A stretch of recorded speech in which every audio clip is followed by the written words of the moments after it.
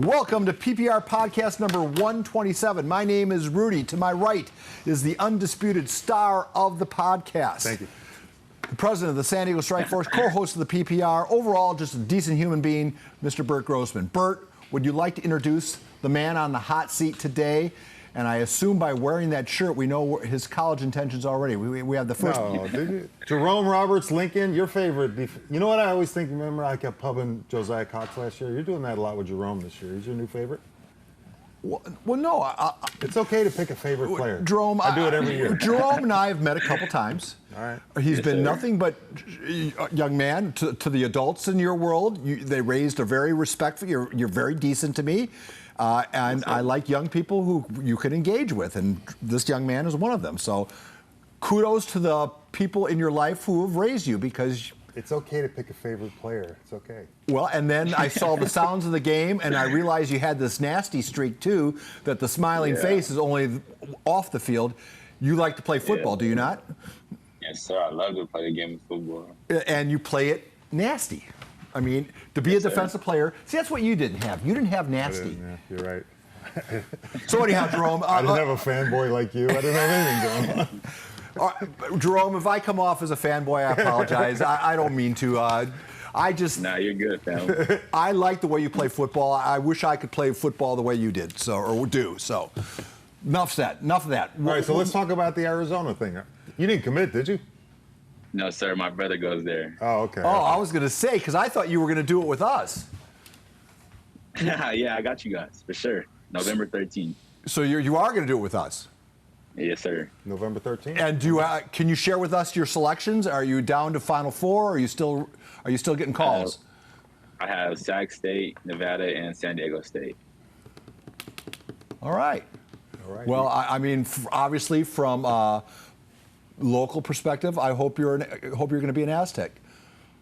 Yeah, we'll see, fam. Okay, well, yeah, don't tip your hand. Jerome, Wait, you know I always jump in on this. Do you follow him on Twitter? Because the most retweets he does is Sac State, just so you know. Not that it means anything, but I'm just saying most of his retweets are Sac State. Oh, you're giving it away. You can't give it away like that. All right, I'm never right. Don't worry. Yeah, don't give it away. If people know, then there's no sense doing it, because if it's already, don't let the cat out of the bag, young man. Nope. All right. Okay. Well, let's get the hard stuff out of the way. The Madison game.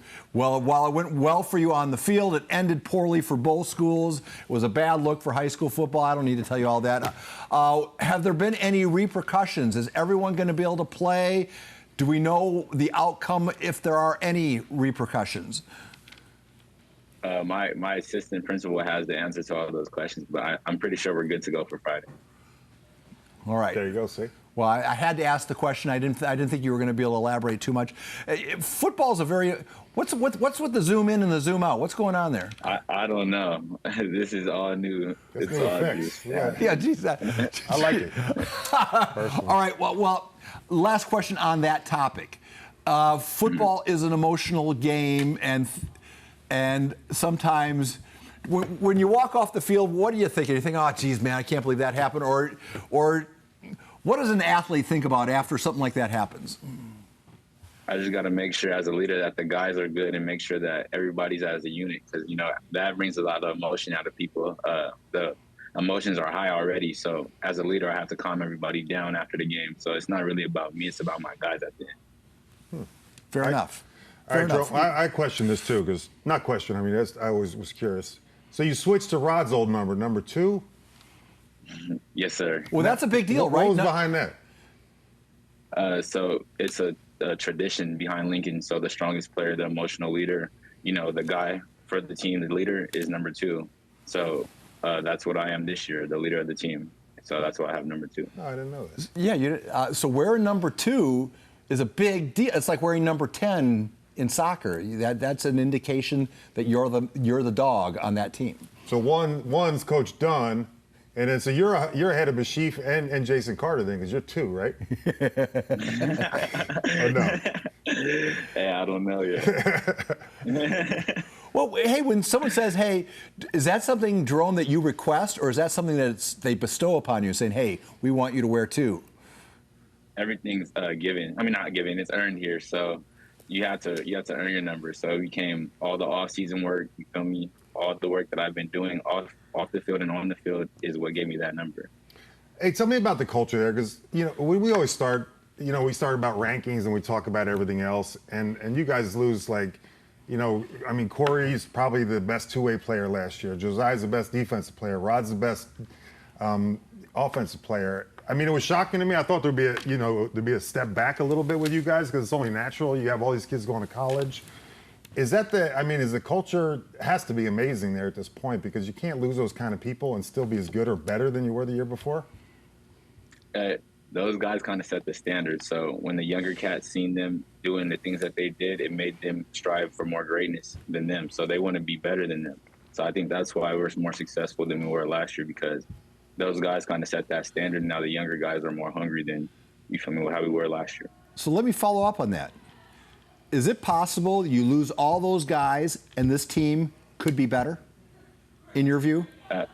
Yes, sir, because they gave us stuff to build upon. You feel me? We didn't just have to start from scratch like we did last year. They gave us something, the building blocks to step on. We have a foundation to what we want to do now. All right, so if we're playing Lincoln Madden video game and it's last year's team against this year's team, who's winning? We have this debate all the time with the guys from last year. I promise you this year's team is going to beat last year's team. That is, no, dude, those are. I didn't say promise. That is not a light statement. And I know there's a running back in Georgia that would like to run over you and to prove you wrong. Yeah, a guy in UNLV and a guy at Arizona State maybe would say different. But yeah, Josiah will not hear that. and we're leaving out of the conversation. Like, one of the reasons why I might agree with you, Jerome, is as good as the Silver Pigskin finalist was in Daniels, you actually lose a Silver Pigskin finalist at quarterback, and you you have a better quarterback than last year's. Daniels the year before. KJ was last year. All right, so no, am I? Shannon was last year. All right, so then, both those guys then. Yeah. Both those guys. You've actually upgraded over a Silver Pigskin finalist from 2 years ago and KJ a year ago, and I thought both those guys were great players. Those guys are great. KJ, the new KJ we have, because that's kind of coincidence. We have two KJs back to back. He's actually a good player. He's a dog. He knows his worth, and he's a young cat that gets the job done. He's definitely a good player for sure. Wow. You get your answer? He still, so he says they would win. Yeah, but you sound like you think last year's team would win. I think Akili Smith brings a dimension to the offense that was missing, as good as they were the last 2 years. Now, hold on, let me bump it on. I agree with that, but I love Akili, but KJ was about as money as you could get from the playoffs all the way through the championship. And I have nothing but respect for him, and I hope it's not taken as degradation of him, because I'd take any one of those guys, any three. Yeah. They're the best quarterback in my hometown. But I think Akili Smith was a pretty amazing upgrade at quarterback. Would you like to expand on that, Jerome? KJ definitely was great. I love KJ to death. Akili is, he has the height, the length, and he has the speed. He's also a young-minded player. He's a young cat. You feel me? He's not too big-headed. He's still humble and everything. So he's definitely a good quarterback. So that's got to be. It's got to be easy for you guys on defense. You practice against that offense every week, and then you go play somebody. Does the game slow down from practice to the team you're playing after that, because it's just not the same? Good point. The game slows down in the film room on Monday and Saturday. That Saturday morning after the game, when you're in the film room, that just breaks the game down completely. It lets you know what teams are going to do when they line up a certain way, the splits, when the guard's leaning back. That's what really slows the game down. And then when we go out there and play against the offense, it's like you're not going to get any better competition than the one at practice. So we just go 10 times harder at practice. So you guys you don't even get, it used to be back in the day, you get nervous because we didn't have film, we didn't know what we were facing. So you guys don't ever face anybody better than you face all week in practice, pretty much. You don't have anything to worry about on game day? That's like off day or what? The film is what makes us ready for the game day. And then the preparation leading up to that during practice, going 100 miles per hour, getting the best out of the reps. That's what makes the game a lot slower. Hey, Jerome, just out of curiosity, in contemporary high school football, do you guys still take people to the ground during the week? Do you still tackle, or is it like the NFL now? We'll get chewed out. We give them a thud though. We let them know we're there for sure. We're taking down and stuff now because we don't want to risk the numbers of players that we have, and it's getting closer to that time of the playoffs and when injuries happen. So we try to prevent that as much as possible. So you pop them, but you don't drop them. No, we don't drop down. See, that's good lingo. Yeah, pop them, but don't them. I could coach this game. Go ahead. Go ahead. That's a good line. It is. Jerome, don't laugh at me, Jerome. You're supposed to be respectful. I just built you up for Pete's sake. Okay. Jerome, now not in my poll. In my top 9 on the KUSI thing, I've been voting Lincoln #1 all season long, simply because until Carlsbad beats you, I don't think they can have that distinction because you're both playing great football at this time of year.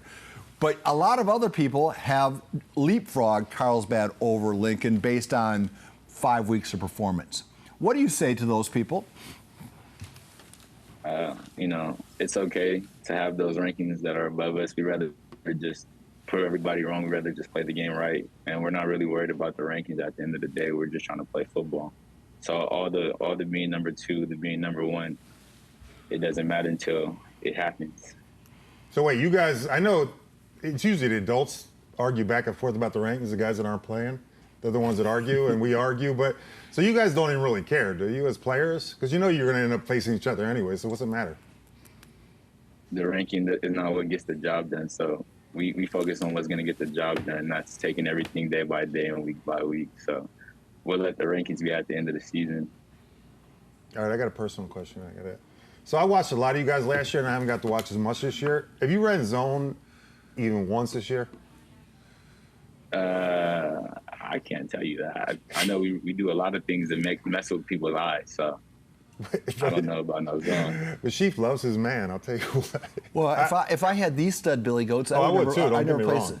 It's easier to blame someone. I've just never seen in high school a team never run zone. No, it's easier to blame the kid whoever, if 18 catches the ball and it's your job to carry him, cover him, then you know who to blame. Yeah. So that way, one more thing. So in practice, so this again goes back to, because it's a lot of people like we're all one team. When you guys go off in camp and practice, is Jason and Bashif, is that like you two separate teams right there, and it's your chess match, and it's not one team at that point, right? I think it is the players make it offense versus defense, not the guys no more. Like 7-on-7, it's every man for himself on the offense, every guy for himself on defense. We make it more competitive within ourselves. The coaches just do their job and call the play, and we run it 100 miles per hour. Did you guys do that when you played? Did you even do 7-on-7? Well, 7-on-7 didn't exist in my year. You didn't practice period, not 7-on-7? No. Well, maybe. How many times did you throw the ball in the game back in Wisconsin? Maybe 20. Not even 15. 20. 15. we were like Torrey Pines. We ran the wing tee. So you threw like 11 twice. on. My best game, I caught 5 balls. Ooh. That's a lie. Don't let Jerome know this. That's a lie. And he didn't tell you it was a JV game either. He was a senior playing JV. He didn't say that part. 2 were for 2-point conversion, so I actually scored 4 for my fantasy team. Hey, if you had to play offense, what side? Do you ever practice on the offensive side of the ball? Yes, sir. Running back and a little bit of the wing, because I like to block, set my guys up to get in the end zone. So who do you, because if I went back 3 years, 4 years, everybody had a rivalry. I guess when you reach a certain level and half your schedule's out of town, the open divisions here now is different people. Do you guys still have a rivalry, you think, or no? I think it's this Friday, is it not?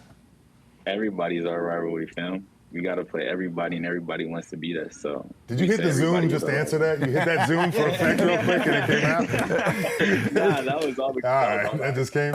But isn't Friday a rivalry game? We don't have to go rehash all the bad blood and all the things that have gone wrong between the two schools. But Cathedral was once sitting in the throne that you now reside in, I think. Isn't this Friday a rivalry game? Cathedral is a great team. You know, they're well disciplined. They've always been well disciplined. And I think a lot of people look at their 2-5 record and think that they're not the same people they used to be, but they're still some dogs at the end of the day, and they're never going to back down. So I don't think it's a rivalry. I think it's just the game we got to play on Friday. And then what do you guys the following week they play on Saturday night here, right? Yeah, and Jerome, so you know, the Friday night, don't forget, you're in studio with me on the PPR. Yes, sir. I know that. You're not going to forget that, right? No, sir. I'll be there. All right, because then that way, that's a great lead-in. You can talk about the game going in. Are you miking anybody up for that live game? I don't know. You got all these gadgets going on. You got a cart. You got. Well, you bring up because man, I watched a lot of our show, Jerome, but I watched your segment over and over and over again. One, because it kind of scared me, and two, it kind of impressed me in that. Are you always? Is there that much chatter going on with you every game? No, that's like when I promise you, when I said I'm not saying nothing, I really wasn't, and then it got bad. I had to mix up the energy. I had to, put the team energy up. So I had to take it up a notch. And that's because when Did you watch it? We wanted to have you on like all year, and I kept hearing you were quiet. And then he's like, I don't think he's quiet. No, you're not quiet. And then so I text Armand Harvey, and I'm like, hey, I want to have Jerome on. Paul really likes him, and he's great. And I heard he's real quiet, though, and he won't talk during an interview. He's like, are you kidding me? He's like, he'll talk more than anybody. And that's why we ended up doing it. I don't know where I got that quiet from. Hey, Jerome, what's your off the field, when you're not playing football and you're not getting ready for football, what do you like to do? We have reading legacies for the kids down at the library in Southeast San Diego. So I go read to the kids every third Tuesday of the month. And then other than that, I'm with the fam and with the guys. I like to build a lot of the team chemistry outside of football so that the guys could trust me on the field. No other sport? You don't play Hey, pickleball? No, I got to follow up on that. So tell me about reading with the kids. How did that get started, and why is that important to you? So Uncle Dede has this foundation because kids in our area lack reading. So we went with Reading Legacies and Day-to-Day Foundation, and we became a unit, and we started working together to read to the kids so that they feel more confident with their skills and they'd be able to take that reading into class. Bravo. So, like, do they get to pick the books, or do you pick the books? I will pick the books, but if they don't like it, they'll tell us, and we'll just switch the book for sure. Oh, well, hey, does any video or are there any pictures of that? Yeah, we did a live segment for ABC 10, or one of the news channels. Okay, I can't use that. Do you have any still pictures on your camera of you reading to kids or anything?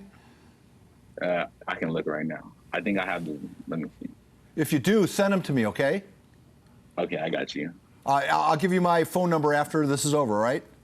But I need any pictures or any video that you shot that doesn't belong to another TV station. I want to use that for this podcast. Okay, bet.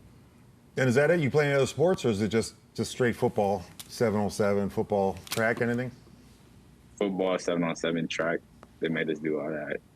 What are you doing track? What are you doing track? The 100, the 200. Why are you laughing? Because we're not going into that. All right, we're not going to go with it. They're going to push you to shot put this year. Jerome, what do you tip the scales at right now? How big are you? I'm 205. 6 foot 205. So you're playing.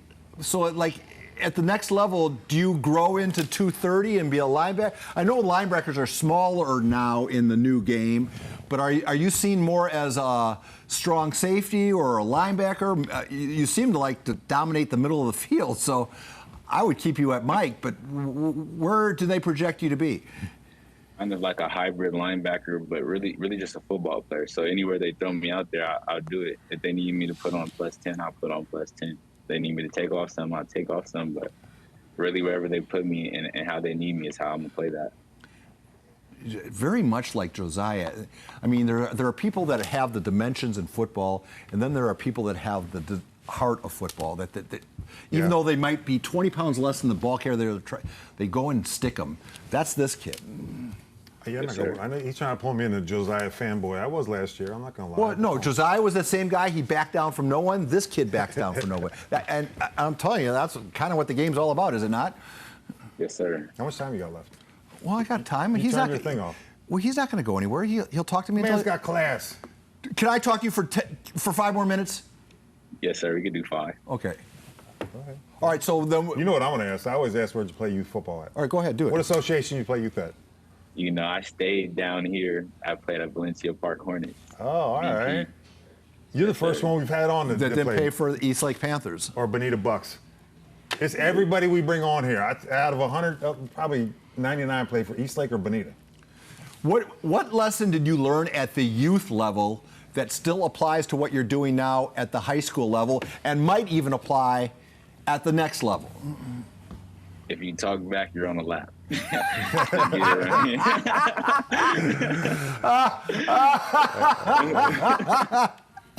does that still go on now, or is that just you? Yes.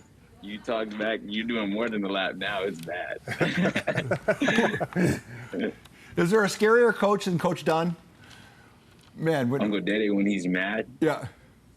but he's a calm guy. He's really a calm guy. He'll tell you twice before he actually, like 2 times is his limit. Like he's not gonna just keep telling you. But Yeah, he doesn't get actually a mad cool that guy. often. He doesn't get I'm mad that often. 63 years old. When he gets cross, he's the only man I know who can make me wet my pants, just with a with a stern look. And man, when you, he has a. Let's put it this way, like Peter Grant from Led Zeppelin. He has this aura. Legendary manager who kind of when he walked into the room, he dominated the scene. That's Coach Dunn. I know you don't even know the band, so I don't even know. All right. No, but he's. I mean, I agree with you. I've seen him mad maybe in 5 years, once or twice, but the rest of the time he was mad Friday night. Yeah, but I wasn't there. But the rest of the time he's like Uncle Phil. I mean, from Fresh Prince. I mean, just nice, talk to you, real calm, and then but I think I saw him last year was the game he got mad at, or the year before. But no, I never really see him. He's pretty calm on the sidelines. Hey, just so we can promote. Are you excited about playing on KUSI again? Of course. Always a the other tongue twister. I'm always excited about playing on KUSI. That's a week after next against St. Augustine. Where's that game at? I believe it's at the Hive. Is it at Lincoln? Yeah. Saints. I think Saints is at the house for sure. I'll tell you one thing I'm going to talk about all game long is replacing that field. You guys need it. When's that happening? I have no idea, but it needs to happen. Yeah, that's going to be one of the things I'm going to talk about. The whole time you're going to talk about that? Well, no, that field has to be replaced. That field has to be replaced for 5 years now. It says to be replaced. Young man, talk to the youngsters that are watching this right now. Burt likes to talk about youth football. I like to talk to the kids right now that are watching this that want to be the next Jerome Roberts. What do you say to them? Make sure that you handle your schoolwork first, kids, because the schoolwork correlates to the classroom. Make sure to stay humble and make sure to respect everybody that you come across, because you'll never know when it'll be your time. And you'll never know who's watching, and you'll never know who will vouch for you. So remain humble and to respect everybody that you play against, go against, and meet. And that's kind of lesson started to catch on, but that lesson's as old as when we played. I mean, if you didn't have your grades and your school right, you weren't going. But No matter how good I you were. noticed the kids that are making it are following that advice. And the kids that are struggling are ignoring or either haven't received that advice or not following it. But that's probably the one thing in football that hasn't changed since we played it. If you don't get your grades right, you're not going anywhere. What's your favorite subject again? I like English, ASB, math. I like math because of the patterns. Expand on that. What do you mean? When you kind of get more into math, you realize that it's more about patterns and not more about multiplication. All that stuff that you just let go out one ear and come out the other. Right. It's really patterns, and I kind of like the pattern because it gives me it makes me challenge myself. And you're on ASB? Yes, sir. That's one of your favorites? Yes, sir. So what do you got to like decorate for the dances and stuff like that? What do you got to do?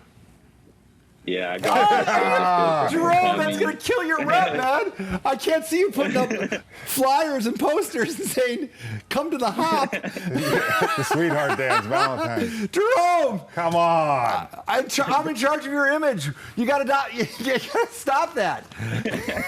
Now, hold up real quick. I got a question. So Josiah never set up for the dances, right? Josiah never did that, right? No. All right, I just wanted to know. All right. No, young man, I'm just fooling with you. All right, Actually, zoomed out again. Look. that's actually good. I'm messing with you, man. Don't take what I'm saying. I'm joking with you because that makes you far more approachable as a person in school. If you're rubbing shoulders, the more bridges you can cross, the better a human being you're going to be, and that's cool that you're doing that. So, I'm just having fun with you. Got more? Yeah, I got one more. I got one more question. Yes, sir. You know, you're on the. Let's put it this way: you're on the Silver Pigskin watch list. You're being considered as a potential player of the year here in San Diego County. What would that mean to you if we were to show up at your house one morning and say, "Hey, you're a Silver Pigskin finalist"? That would be amazing. All the hard work that I've been putting in, all the time that me and my teammates spent together to build the chemistry so that I could become that. It would just be not only mean something to me, but to my teammates as well, who've been holding it down for me so that I could do the things that I do. Jerome, don't be surprised. He's got Mick Jagger as his profile picture. If he changes it to you today, don't be surprised, all right? Yes, sir. Because I know I'll pull it up, and you're going to be his profile picture. Jerome, I apologize. I'm sorry if I cause you any grief because of he's just a good kid.